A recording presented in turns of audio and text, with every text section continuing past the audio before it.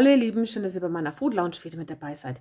Wir machen heute eine ganz schnelle Torte und zwar eine Vanille-Kokostorte. Wir brauchen einen Biskuitboden, dann die Paradiescreme, Vanille, 3 Packungen davon. Hier habe ich etwas Sahne, Kokosmilch und Kokosflocken. Ja, legen wir auch gleich mal los. Ich habe jetzt hier meinen Tortenboden auf eine Platte gelegt und einen Tortenring darum. Entweder ihr kauft euch einen Tortenboden oder vielleicht habt ihr sogar noch einen eingefroren, wie ich. Ich habe öfters mal einen eingefroren. Oder ihr backt euch einen. Wenn ihr ein Rezept braucht, schaut einfach in die Infobox. Da habe ich eins für euch, für einen Biskuitboden. Ja, den stellen wir dann kurz zur Seite. Weiter geht's mit der Creme. Die geht ratzifatzi. Einfach die Sahne in eine Schüssel geben. Und dann habe ich hier die Kokosmilch schon mit hinein. Und das wird erst verrührt. Und dann kommt nach und nach die Paradiescreme dazu. Also das Pulver. Bei der Kokosmilch rate ich euch, sie einen Tag vorher in den Kühlschrank zu stellen, dann setzt sich nämlich oben nicht diese durchsichtige Flüssigkeit ab. Also dann verteilt ihr das wieder schön und ihr habt eine richtig schöne Creme. Ja, diese Creme, die darf jetzt so ungefähr 3 Minuten rühren. Wenn ihr merkt, das wird zu fest, gebt einfach nur noch ein bisschen Sahne dazu und zwar so lange, bis es richtig schön cremig wird. Dann die Kokosflocken, da könnt ihr selber variieren, wie viel ihr da rein haben wollt und dann ist diese Creme auch schon fertig. Also die Paradiescreme ist perfekt. Ich habe mehrere Rezepte davon. Ja, dann kommt meine Creme auch schon in, oder besser gesagt, auf meinen Tortenboden. Wer mag, kann hier jetzt zum Beispiel auch noch etwas Obst mit hineingeben. Ich habe das weggelassen. Oder auch Raffaellos zum Beispiel, also unbezahlte Werbung. Also da kann man wegen seiner Fantasie freien Lauf lassen. Auf jeden Fall müsst ihr es schön gleichmäßig verstreichen. Das geht mit dieser Creme eigentlich wunderbar einfach.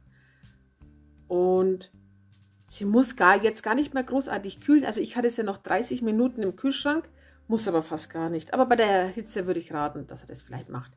Währenddessen sie kühlt, habe ich hier meine Sahne steif geschlagen. Das war jetzt ein Becher, 250 Milliliter. Eine Packung Vanillezucker und ein Päckchen Sahne steif. Und das Ganze einfach steif schlagen. Wenn die Sahne steif ist, kommt sie noch mal kurz in den Kühlschrank, bis wir sie brauchen. Dann habe ich hier schon wieder meine Ratzi-Fatzi-Torte.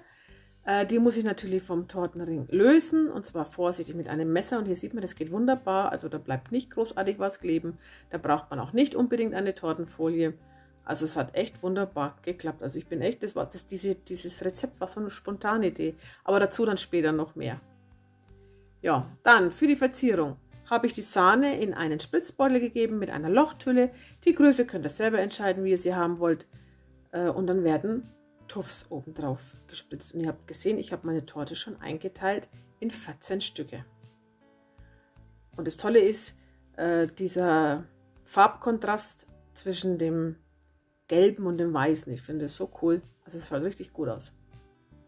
Ja, dann geht es weiter mit der Verzierung. Ein paar Kokosflocken einfach am Rand entlang verstreuen, verteilen. Und dann habe ich hier Schokoladenperlen. Unten in der Infobox zeige ich euch, wo ihr die herbekommt. Ich rate euch ab von Zuckerperlen, die sind ziemlich fest und hart. Also da schmeckt das Ganze nicht wirklich so. Das sind Schokokugeln. Und wie gesagt, in der Infobox sind sie verlinkt. Dann habe ich hier Raffaellos, auf jeden Tuff einen. Und damit nochmal ein bisschen Farbkontrast dazu kommt, habe ich einfach ein paar gehackte Pistazien noch verteilt und dann ist diese wunderschöne Torte fertig. Also für mich ist die schon fast so ein bisschen so eine Verlobungstorte oder so eine Hochzeitstorte. Erinnert doch ganz stark dran, oder? Und es ist wirklich die schnellste Torte, die ich je gemacht habe. Also wie gesagt, ich hatte einen Boden daheim. Bei der Creme muss man nicht großartig was machen, nichts mit Gelatine, null. Sahne steif schlagen, das ist ja auch kein Thema und das ist echt, die ist spontan entstanden und zwar mein Freund wollte unbedingt eine Torte haben und ich habe überhaupt nichts da gehabt.